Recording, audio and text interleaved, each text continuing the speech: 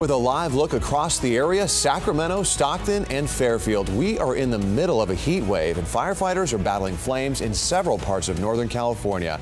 And with the 4th of July holiday just hours away, there is now added concern that fireworks could start another fire. Thanks for being with us at 10. I'm Ty Steele. And I'm Edie Lambert. Starting with that intense heat across our region, let's go right to our meteorologist, Heather Waldman. Yeah, today officially marked day 4 of our heat wave, at least if you go by the numbers at downtown Sacramento. Here they are. We hit 100 degrees on Sunday, 103 on Monday, 106 yesterday, and today the official high coming in at 107 degrees. Tomorrow will take some of the edge off, but it's going to come right back as we go into the holiday weekend. And of course, with the hot afternoons come some very warm evenings. It's still 89 degrees in Stockton, 91 in Modesto. We've cooled down somewhat in Fairfield at 81 degrees. We're still at 85 at Executive Airport. Of course, up in the High Sierra, temperatures drop very easily. Up there, we're in the 60s. Here's how Independence Day looks for Sacramento. You can use this as a proxy for a lot of other spots in the valley as well. Should be in the mid-90s as early as 11 a.m.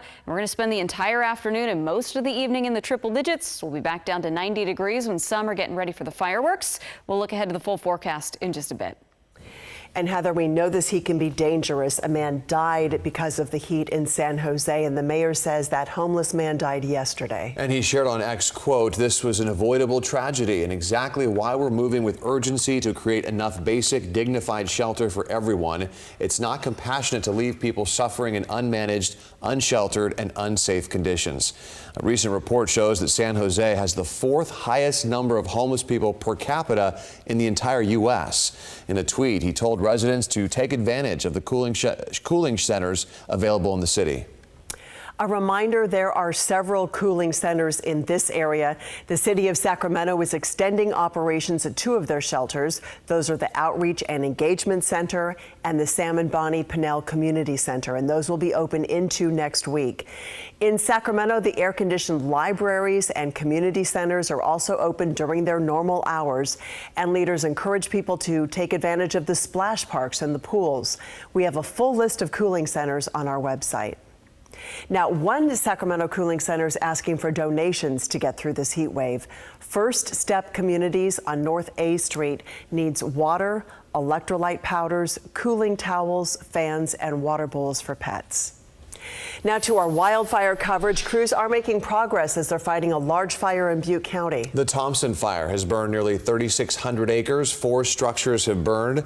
Today, officials began reducing some of those evacuation orders down to warnings, allowing some residents to go back home. The fire is burning near the Oroville Dam, but the dam itself has not been affected by the fire. Helicopters are busy dropping water. 12,000 other buildings are still threatened.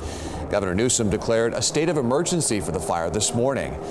And we're also learning more about 8 firefighters injured during the Thompson fire. CAL FIRE says 3 were hurt during a rollover crash on their way to the fire. 4 had heat-related injuries, and another was hurt on the fire lines today. And as crews continue to battle the Thompson fire, a second fire south of Oroville briefly forced evacuations this afternoon. This new fire is east of the community of Palermo, and it's burning alongside Grubbs Road. A number of zones were under evacuation orders or warnings, but at 6:30 tonight, all orders and warnings were lifted. And fire resources are stretched thin, needless to say, and today Oroville City leaders are canceling the city's 4th of July fireworks display and banning all fireworks within city limits. The display had been scheduled for tomorrow night at the Forbay Aquatic Center. The emergency order banning fireworks includes the safe and sane ones. Also, all fireworks vendors should stop selling. In Sacramento tonight, crews managed to stop a fast-moving fire near Granite Regional Park. KCRA 3 was there as firefighters attacked the flames from the air and from the ground. You can see one of those water drops.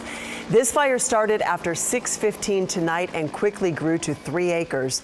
Crews say the fire that is, was partially fueled by trash and other debris in that area, and that caused a large plume of black smoke that could be seen for miles. No structures were threatened by these flames.